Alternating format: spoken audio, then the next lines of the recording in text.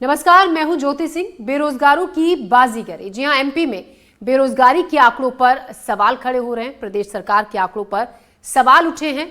बेरोजगारों की संख्या घटकर 25.68 लाख, 62.75 लाख युवाओं का रोजगार पोर्टल पर रजिस्ट्रेशन हुआ है।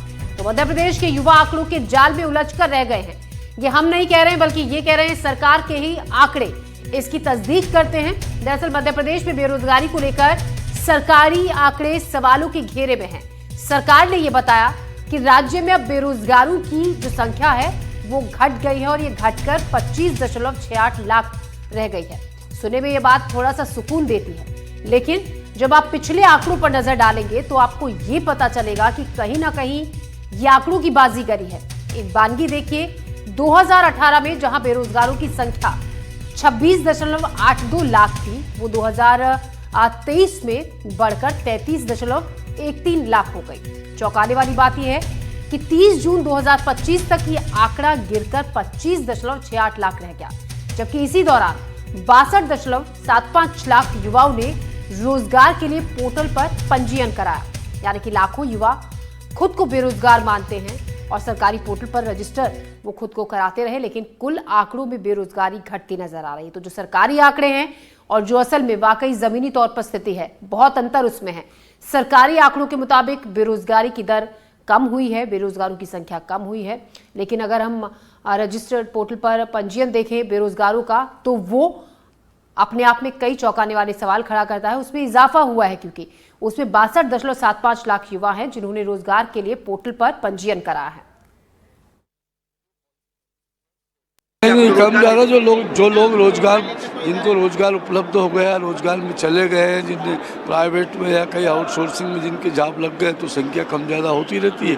और ये तो बेरोजगार को नहीं, आकांक्षी युवाओं का रजिस्ट्रेशन है, आकांक्षी युवा है। मध्य प्रदेश सरकार की, भारतीय जनता पार्टी की सरकार ने बेरोजगारों को, प्रत्येक परिवार को में से एक व्यक्ति को रोजगार देने की बात कही थी, प्रत्येक परिवार की आय दोगुना करने की बात कही थी।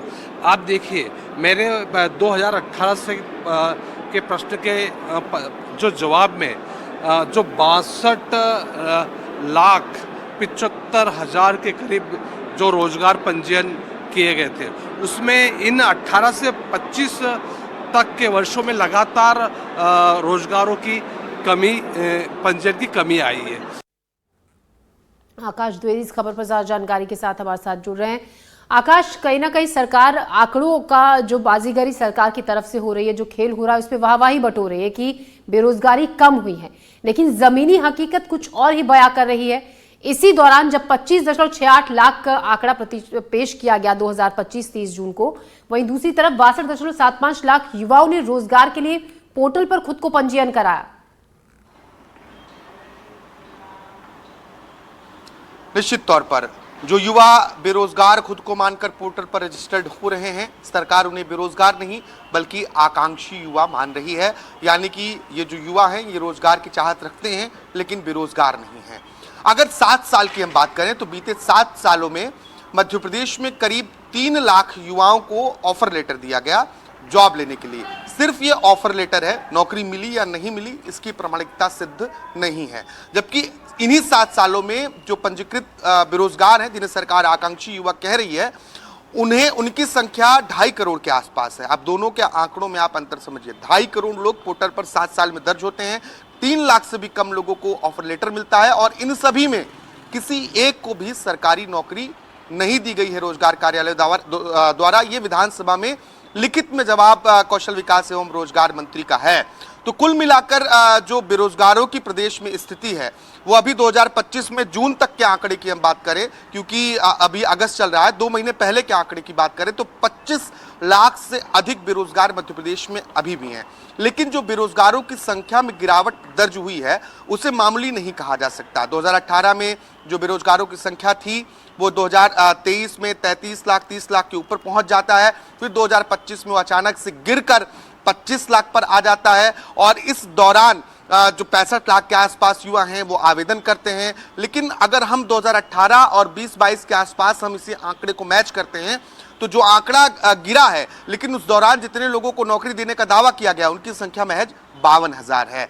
तो ऐसे में क्या बेरोजगार सिर्फ आकांक्षी युवा बनकर रह गए हैं? ये बड़ा सवाल है। हालांकि राज्य सरकार का दावा यह है कि जो पोर्टल पर बेरोजगारों की संख्या दर्ज हो रही है वो असल में बेरोजगार नहीं है, वह आकांक्षी युवा हैं। हो सकता है कि उन्हें नौकरी उनके पास पहले से हो, लेकिन उससे बेहतर नौकरी पाने की चाह में वो पोर्टल पर पंजीयन करा रहे हैं। तो ऐसे में हम उन्हें बेरोजगार नहीं कह सकते हैं, सिर्फ आकांक्षी युवा कहा जाना ही सही है। जब हमने संख्या में गिरावट को लेकर कौशल विकास एवं रोजगार मंत्री से बात करने की कोशिश की तो उन्होंने ये कहा कि कई बार नौकरी मिल जाती है, चाहे वो प्राइवेट सेक्टर के जरिए हो या फिर आउटसोर्सिंग के जरिए हो। तो ऐसे में जो संख्या है उसमें घटना या बढ़ना ये दिख सकता है। लेकिन कांग्रेस ये कह रही है, जो कांग्रेस पार्टी के विधायक प्रताप ग्रेवाल जिनका सवाल है, उनका दावा यह है कि सरकार आंकड़ों की बाजीगरी कर रही है, सिर्फ नाम बदलकर ये आंकड़े छिपाने की कोशिश कर रही है, लेकिन युवाओं को असल में रोजगार नहीं मिल रहा है। तो नाम बदलकर आंकड़े छुपाने की कोशिश हो रही है, ऐसे भी तमाम तरीके के सवाल खड़े हो रहे हैं। आकाश, आप हमारे साथ बने रहिएगा, हम आगे भी आपसे विधानसभा सत्र के बारे में जानकारी लेंगे। तो आज एमपी विधानसभा के मानसून सत्र का 8वां दिन है। 8 विधेयकों पर सदन में आज चर्चा होगी। एमपी मोटर टैक्स संशोधन विधेयक पर आज चर्चा होगी। एमपी जन विश्वास संशोधन बिल पर भी चर्चा होगी। हमारे सहयोगी आकाश लगातार हमारे साथ बने हुए हैं।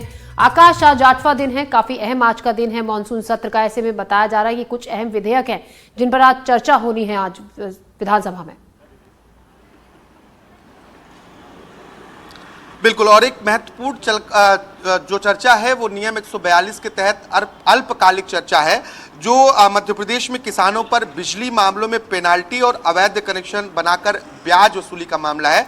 इसको लेकर आधे घंटे चर्चा का समय नियत किया गया है और कांग्रेस विधायक महेश परमार ने इस मुद्दे को उठाया है। तो किसानों से जुड़ा हुआ एक बड़ा विषय ये हो सकता है। इसके अलावा 8 अलग अलग विधेयक हैं जिन पर सदन में चर्चा के लिए समय नियत किया गया है। आधे घंटे 1 घंटे ऐसे समय सदन में नियत किए गए हैं। सबसे पहले प्रश्नकाल शुरू होगा और प्रश्नकाल में जो महत्वपूर्ण विषय हैं उन विषयों को उठाया जाएगा।